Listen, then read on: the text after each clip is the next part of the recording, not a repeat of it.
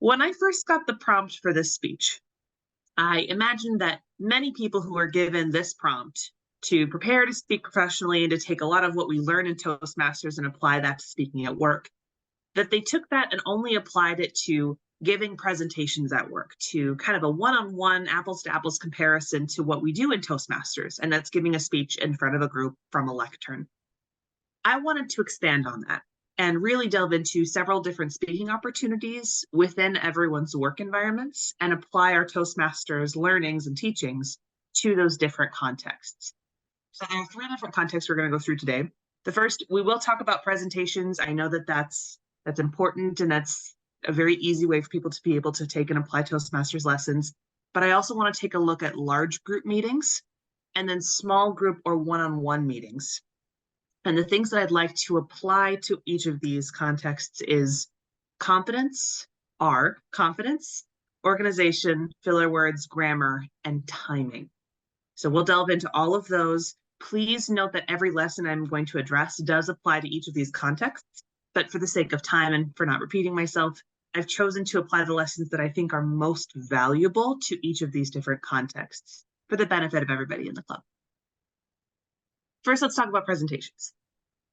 I'm going to become Captain Obvious here when I state that it is easiest to spot the obvious comparisons between giving a Toastmasters speech and giving a presentation at work. What I will say is that going from a safe space like this, where everyone's here to learn and improve their speaking skills, to go to an environment that can also cause you to go to your work environment, to go to a different environment, that can cause you to completely forget everything that you learn in Toastmasters in that moment. The first thing I would like you to remember at this point is that regardless of the context, regardless of where you are or who you're speaking in front of, everyone watching you present wants you to do well.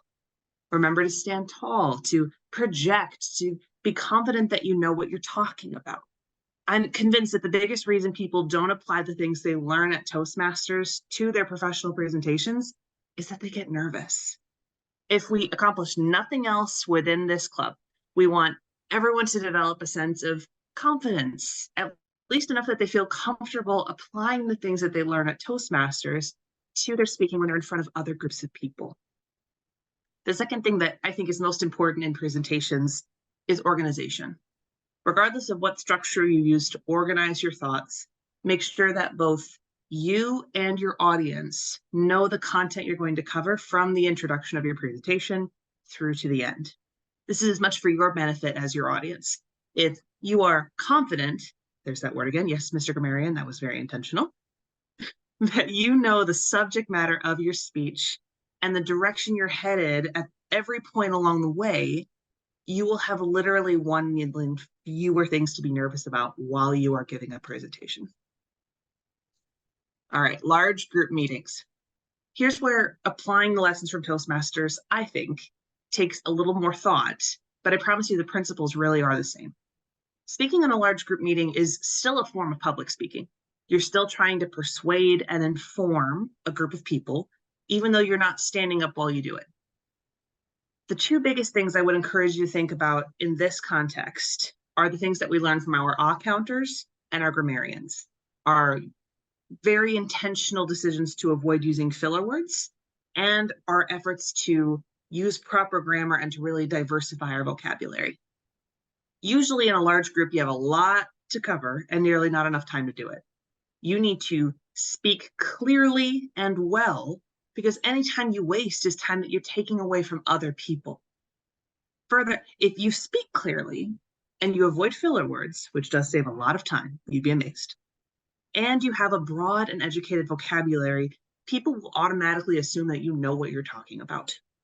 It kills me when I'm in a meeting with people who I know are brilliant individuals, but I see other people in the meeting kind of look at them and not really pay them a lot of attention or assume that they're not as brilliant as they are because they don't communicate well. Everything you say in a large group meeting should be worded and stated with the same intention as a statement in a formal presentation. This will help you to be efficient while still allowing you to participate in the meeting to your fullest capacity. All right, small group meetings and one-on-ones. The biggest thing to consider here, in addition to everything else, is timing. In these smaller groups, it is so obvious if you cannot express your thoughts in a concise manner. If you find yourself rambling, going off on tangents, stop talking. Pause, something I think you've all heard us say in this club once or twice, maybe once or twice. Often, we say that often. Pause, collect your thoughts, and make your point. You want everyone in a small meeting or in a one-on-one to have the same amount of speaking time. Remember that practicing your speaking skills does not necessarily mean that you speak more. It means that you speak better when you do. These meetings are the perfect environment for practicing all of the other elements of public speaking. When you leave this meeting at 8 a.m., you can't think of your time here in this meeting as the only time that you have to work on these skills. The next time you meet with someone you supervise, think about whether you're giving them clear direction. The next time you have a meeting with any of your colleagues, consider whether you communicate expectation and ideas clearly and efficiently and fluidly, and in a way, quite frankly, that really makes sense to that person and that they understand. We improve when we take all these things that we're learning and apply them outside of these Toastmasters meetings. Practice makes perfect, and everyone's said it before, but we're all a work in progress. And it honestly takes a lot of practice for us to get better. So in conclusion, we've gone through presentations, large group meetings, small group and one-on-one meetings. And the things that we've talked about applying to each of those are confidence, organization, filler words, grammar, and timing. I'll leave you with 2 key takeaways. If you are talking at work, you should be practicing your Toastmasters skills. There is never not an opportunity to become a better communicator. Second, the thing you should leave every Toastmasters meeting with is the confidence to do that practice. Everyone in this club is rooting for you to feel just as empowered in the outside world as you do when you are here for us to cheer you on, to edify you. I know it's really cheesy, but all of us are really rooting for you even after you leave the meeting. We want your work presentations to go well. We want you to feel like you're communicating better at work. And quite frankly, we all believe that you can do it. So do it. I hope this has been helpful to you, and I'll pass this back to you, Mr. Toastmaster.